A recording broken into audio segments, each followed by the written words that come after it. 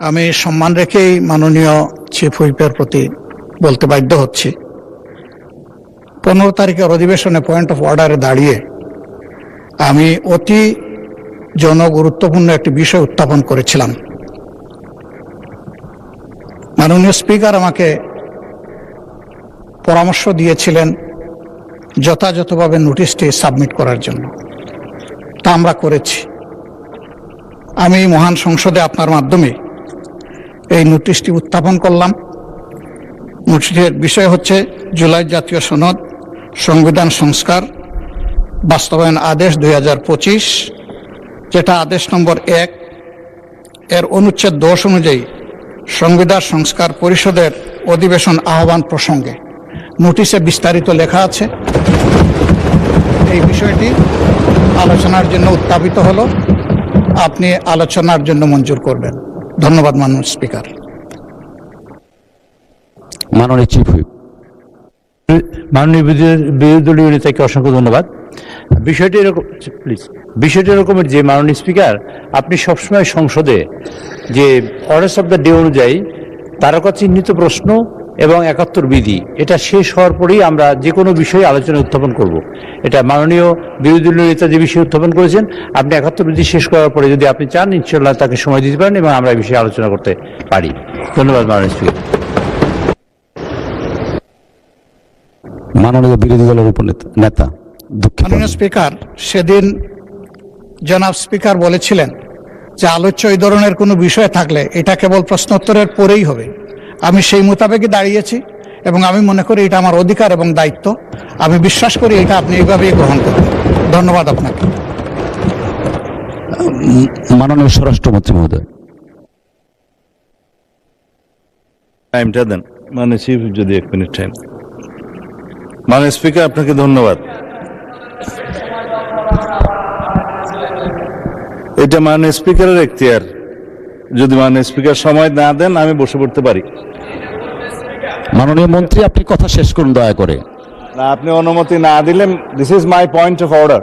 যদি আপনি point of অর্ডারটা ফর্মুলেট না, মাননীয় মন্ত্রী, আপনার কথা শেষ করুন দয়া করে। দাঁড়া করেও রাখতে পারেন, দিস ইজ ইউর রাইট। আমার বলছেন আপনি। মাননীয় মন্ত্রী, আপনার বক্তব্য শেষ করুন দয়া করে। আমি সবাইকে সম্মান জানাতে চাই। আপনি দয়া করে মাননীয় বিরোধী দলীয় নেতা একটা প্রস্তাব উত্থাপন করেছেন আলোচনার জন্য, যেটা মাননীয় স্পিকার বিগত দিনে ওনাকে অনুরোধ করেছিলেন। আপনি বিধি মোতাবেক নোটিশ উপস্থাপন দেন, আমরা বিধি মোতাবেক আলোচনার জন্য আপনাকে সময় দেব। কিন্তু সেটা মাননীয় চিফ হুইপ যেটা বলেছেন, যে আমাদের ট্রেডিশন অনুসারে যে প্রশ্নোত্তর পর্ব এবং 71 বিধির পরে এই জাতীয় মুলতবি প্রস্তাবগুলো নিয়ে নোটিশ উত্থাপিত হয়, সেই কথাটাই আপনি মাননীয় বিরোধী দলীয় নেতাকে বলেছেন। এখানে আমার মনে হয় না কোনো অধিকার ক্ষুণ্ণ হয়েছে। আমার মনে হয় আপনি প্রশ্নোত্তর পর্বের বাকি বিষয়টা যে 71 বিধিতে আপনি আজকে উত্থাপন করার সুযোগ দিবেন কি দিবেন না, সেটাও আপনার এখতিয়ার।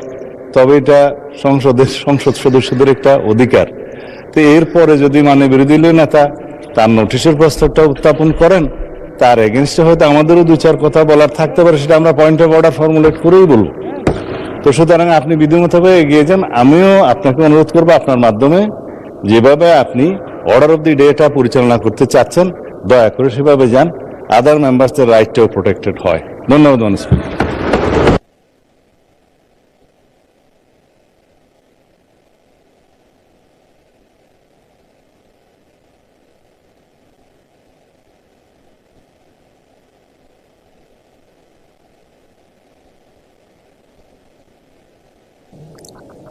মাননীয় বিরোধী দলের চিফ হুইপ। মাননীয় স্পিকার, আপনাকে ধন্যবাদ। মাননীয় স্পিকার, আমরা হয়তো ভুলে যাচ্ছি যে আমরা এই সংসদটা কিভাবে গঠিত হয়েছে এবং জাতীয় সংসদ নির্বাচনের পাশাপাশি এখানে গণভোট অনুষ্ঠিত হয়েছিল। কিন্তু এখন সংসদের কার্যক্রম দেখলে মনে হচ্ছে যে এই ধরনের কিছুই যেন হয়নি। ফলে এটি যে কোনো জনগুরুত্বপূর্ণ ইস্যুর তুলনায় সবচেয়ে বেশি গুরুত্ব সহকারে এই সংসদে আলোচনা হওয়া উচিত, এর সুরাহা হওয়া উচিত। তারপরে আমাদের যে রেগুলার যে দৈনন্দিন কার্যক্রম সেটি হওয়া উচিত। আমরা আজকে বিধি মোতাবেকই আমাদের বিরোধী দলীয় নেতা উনি নোটিশ দিয়েছেন। আমরা আপনার প্রতি এবং এই হাউজের প্রতি আবেদন জানাচ্ছি যে আমরা প্রথমে এই বিধি এই যে নোটিশ আমরা দিয়েছি জনগুরুত্বপূর্ণ ইস্যুতে গণভোট এবং জুলাই সনদ বাস্তবায়ন আদেশ, সেটাতে আগে আলোচনা হোক, এটা আমাদের অনুরোধ রইল আপনার প্রতি মাননীয় স্পিকার।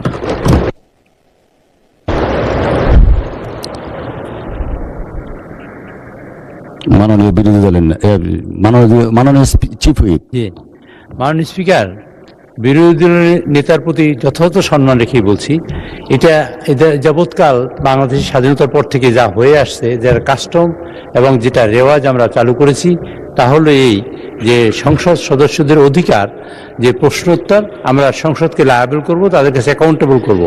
আর 71 বিধি আমার এলাকা বা কোনো গুরুত্বপূর্ণ বিষয় নিয়ে আলোচনা আসলে সাধারণত সেগুলো আলোচনা হয়। এটার জন্য 2 ঘন্টার সময় নির্ধারিত আছে, 1 ঘন্টা 1 ঘন্টা।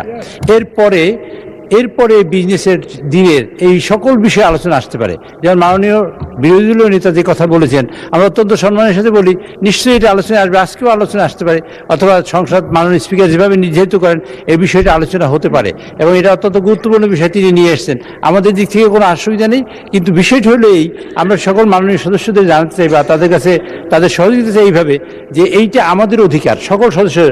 বেসরকারি সদস্য হলো যে মন্ত্রী বাদে এবং হুইপ চিফ হুইপ বাদে সকল সদস্য বেসরকারি সদস্য, সরকারি বেঞ্চ হোক অথবা অপোজিশন হোক। কাজে তাদের অধিকারটা হলো 2টা জায়গায় থাকে, সেটা হলো প্রশ্নোত্তর এবং 71 বিধি। কাজে আমি মনে করি, আমি আপনাদের কাছে অনুরোধ করতে চাই যে 71 বিধি এটা শেষ করার পরে তারপর আপনারা এই প্রশ্ন উত্থাপন করুন, এবং আমার মনে হয় সেটা আলোচনা হতে পারে, এটা এড়িয়ে যাওয়ার কোনো সুযোগ নেই। মাননীয় বিরোধী দলের নেতা, আপনার দৃষ্টি আকর্ষণ করছি, আপনার যে নোটিশটা এনেছেন সেটা আমরা দেখছি। আমরা একটু দয়া করে বিধিটা ফলো করে 71 বিধির পরেই আপনার এই নোটিশটার ব্যাপারে আমরা সিদ্ধান্ত জানাবো। ধন্যবাদ মাননীয় বিরোধী দলের নেতা। জি, 71 বিধিতে কার্যসূচিতে যাই। আমরা মাননীয় বিরোধী দলের চিফ হুইপ, আমরা এই নোটিশটাকে আমলে নিচ্ছি। এই বিষয়ে আমরা সিদ্ধান্ত 71 বিধির শেষ হওয়ার পরে এই বিষয়ে আমরা ফিরে আসব।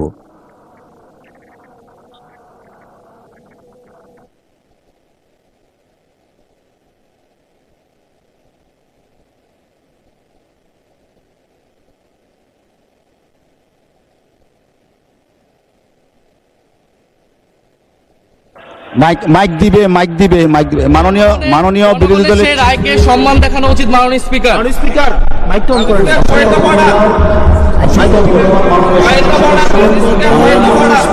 দিনের কার্যসূচি অনুসারে আমরা যেটা বিধি মোতাবেক আছে সেই দিকে যাচ্ছি। মাননীয় বিরোধী দলের নেতা যে নোটিশটা দিয়েছেন সেই নোটিশটা আমরা পেয়েছি। এই নোটিশের ব্যাপারে আমরা যথাবিহিত পদক্ষেপ নিব। আমরা 71 বিধিটার দিকে একটু এগিয়ে তারপরে আমরা এটাতে আসছি। ধন্যবাদ মাননীয় স্পিকার, মাননীয় সংসদ সদস্য।